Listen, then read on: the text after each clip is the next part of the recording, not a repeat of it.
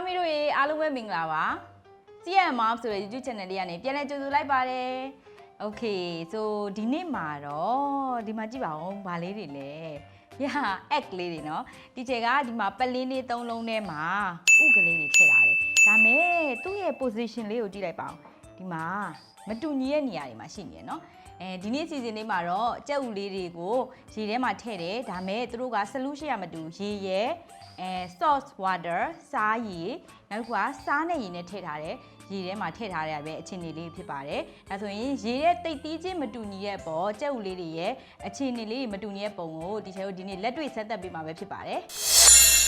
โอเคဒါဆိုရင်ဒီဟာလေးကိုဒီတိတ်ပံစမ်းသက်ချက်လေးကိုသားမီတို့အိမ်မှာလိုက်လုပ်ဖို့ဆိုလို့ရှိရင်ဘာတွေလိုအပ်လဲဆိုတော့ပလင်းလေး၃လုံးလိုမယ်เนาะကြက်ဥထည့်လို့ရမယ်အဝနည်းနည်းကျဲတယ်ဖန်ကွက်လေးလည်းရတယ်ဒါမှမဟုတ်ပလင်းလေးဆိုလည်းရတယ်เนาะပလင်းလေး၃လုံးလိုမယ်ပြီးတော့စားလိုမယ်ပြီးတော့ရေလေးနည်းနည်းထပ်ထည့်ရမှာဖြစ်တဲ့အတွက်ရေလေးနည်းနည်းလိုပါမယ်ကြက်ဥလေးကတော့၃လုံးလိုမယ်เนาะကြက်ဥလေးကပြုတ်စရာမလိုเนาะဒီတိုင်းကြက်ဥအစိမ်းလေးဆိုရပါတယ်ဆိုပထမဦးဆုံးဖန်ကွက်လေး၃ခွက်မှာဒီချက်ကပထမဦးဆုံးဖန်ကွက်လေးမှာရေအပြည့်ထည့်ထားတယ်နောက်တစ်ခွက်မှာလည်းရေပြည့်နောက်တစ်ခွက်ကတော့ရေတဝက်ပဲထည့်ထားမယ်เนาะโอเคပထမဦးဆုံးဖန်ခွက်လေးမှာတော့ရေကြီးပဲထားထားမယ်ရေပဲเนาะဘာမှမထည့်ဘူးဒုတိယဖန်ခွက်လေးတွေကိုတော့ဗာထည့်ရမလဲဆိုရင်စားရေဖြစ်သွားအောင်လို့ဒီချက်ကိုစားတွေထည့်မယ်မှွေမယ်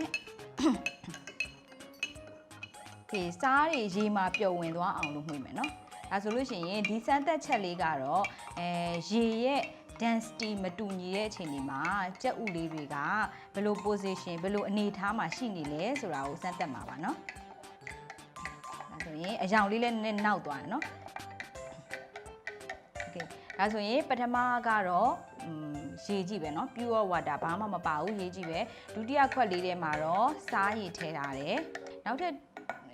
ဒီတတိယပလင်းလေးထဲမှာတော့ဗာထည့်မလဲဆိုရင်ရေကတဝက်ပဲထည့်ထားတယ်ရေတဝက်ပဲထည့်ထားတဲ့အထဲကိုစားလေးတွေထည့်မယ်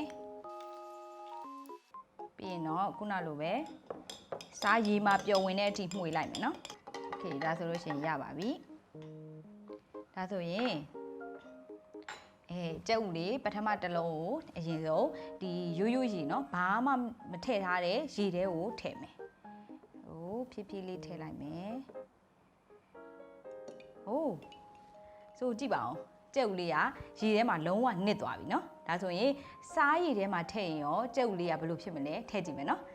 ဒုတိယပလင်းလေးတွေကတော့စားရည်နဲ့ရေနဲ့ဖြိုထားတဲ့စားရည်လေးဖြစ်ပါတယ်စားရည်တွေကိုထည့်မယ် Wow It's not sink here sink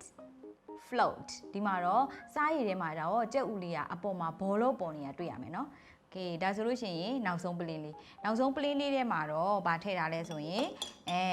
စားရည်ပဲဒါမဲ့စားရည်ကိုဒီချက်ကအပြည့်မထည့်ထားဘူးပလင်းရဲ့တဝက်ပဲဖြစ်အောင်လို့ထည့်ထားတယ်เนาะဒီမှာစားရည်တဝက်ပဲရှိတဲ့တဲ့ကိုနောက်ဆုံးကြက်ဥလေးကိုထည့်ကြည့်လိုက်ပါမယ်ဆိုသူကလည်းဒီလိုမျိုးပေါ်နေရเนาะအဲ့မှာအဲ့ထဲကူမှာဗာထက်လောက်ကမလဲဆိုရင်တာမီတို့ကရေလေးထက်ကြည့်မယ်ရေလေးကိုဖြည်းဖြည်းချင်းလေးလောင်းထည့်မယ်ပလင်းအပြည့်ဖြစ်သွားတဲ့အထိကိုရေကိုထည့်မယ်โอเคဒါဆိုလို့ရှိရင်ရေလေးကတော့ပြည့်သွားတယ်ဒီမှာကျတော့ကြည့်လိုက်ပါဦးကြက်ဥလေးကအလယ်မှာဘောလုံးလေးဖြစ်နေရယ်เนาะဆိုဒီမှာကတော့လုံးဝနစ်သွားတယ်ဒီမှာကတော့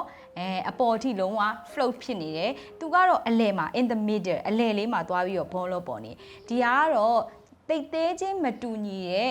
ရေရဲ့ရေအခြေအနေကြောင့်ဖြစ်ပါတယ်ဒီမှာပထမဦးဆုံးမှာဆိုရင်တော့ကြက်ဥလေးရဲ့တိတ်သေးချင်းကရေရဲ့တိတ်သေးချင်းထက်ပိုပြီးတော့များတဲ့အတွက်ကြောင့်ကြက်ဥလေးကရေထဲမှာလုံးဝကိုနစ်မြုပ်သွားဖြစ်ပါတယ် sink ဖြစ်သွားတယ်ပေါ့နော်ဒုတိယတစ်ခုမှာကျတော့ဒီမှာရေမဟုတ်တော့ဘူးဒါစားရေဖြစ်သွားပြီเนาะစားရေရဲ့တိတ်သေးချင်းကကြက်ဥလေးရဲ့တိတ်သေးချင်းကဒီမှာဆိုရင်တော့စားရေရဲ့တိတ်သေးချင်းကပိုပြီးများနေတယ်ကြက်ဥလေးအတွက်ဒါကြောင့်မလို့ကြက်ဥလေးကအပေါ်မှာဘောလုံးပေါ်နေတာပဲဖြစ်ပါတယ်နောက်ဆုံးတစ်ခုမှာတော့ဒီမှာက